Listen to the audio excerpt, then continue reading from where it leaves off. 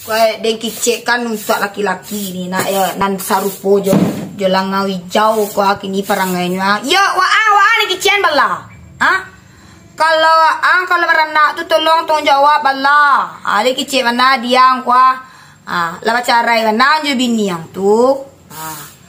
Nan nafkahnya tu anak ang tu tolong ang agia juo. Jangan banyak alasan nang. Le diang. Ko parangayo ang. Deko den lakaan sakangan tangga sapu ko ang bala. Banyak alasan nang. Namu bagi piti belanjuan na ang. Biaya sekolah na ang tu agia. Itu tanggung jawabnya dia sampai akhirat le diang tu dengan cik anak ko. Kak mak ka bacara yang bini yang tu ang banyak alasan amu agi piti karena amagian nafkah alasan nang oi. Dia bisa dia maknya beko.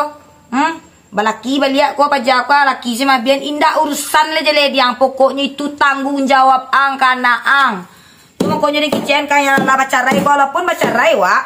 Lah ni kician na yo la bacarai laki bini ndak ado namunyo mantan anak ndak do le diang ndak do kalau mantan bini ado. Tapi anak ndak do mantan namu do.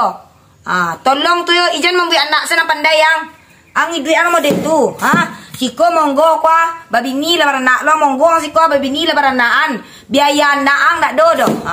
Ndak do anak do ang giagian karena anda alasan ang banyak. Ang kician beko kwa dia biasa dipaja dia maknya beko. Indah urusannya do pokoknya ang magia. Untuk sekolahnya, untuk kasungka darahnya, kicik ang taluk beko ko bapak tiri, bapak sambuangnya ko.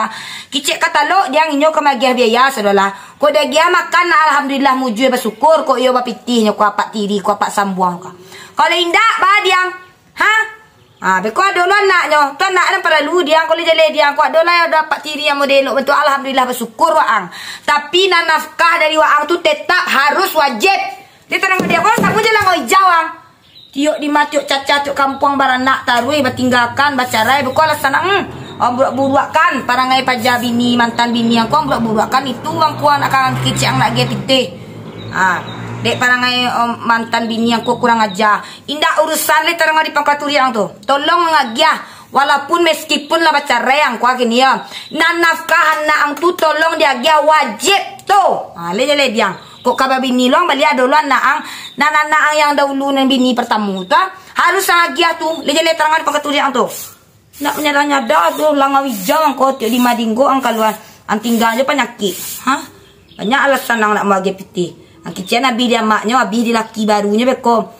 Indah urusan le diang kalau banyak kini diang untuk banyak kini pak tiri pak sambuang nan lo. Dia giahnya nak makan. Kalau namuanya magia ba ale diang. Untuk biaya sekolah, untuk sungka darah anak, untuk tolong hagia, akal le darah daging, tulis le dia. Nak saksakan ni maja dan langau hijau aja nang sulang ko bayar. Yo ada kican. Dah cara itu kicang ado mantan mantan bini yo, mantan laki yo do. Mantan anak nak do le dia pangkat tu dia tu tarang asek beko den cuci utak je be clean beko nak den sambu beko. Lang asek Allah ado. Nak do tanggung jawab saya beranak saya nyambi anak saya pandai magia biaya anak nafkah anak nama do banyak na alasan ang balik ang kicik koi ya ko dan laka kapaluang baluk ko bala tanang ada ang tu pangkaturi ang bala.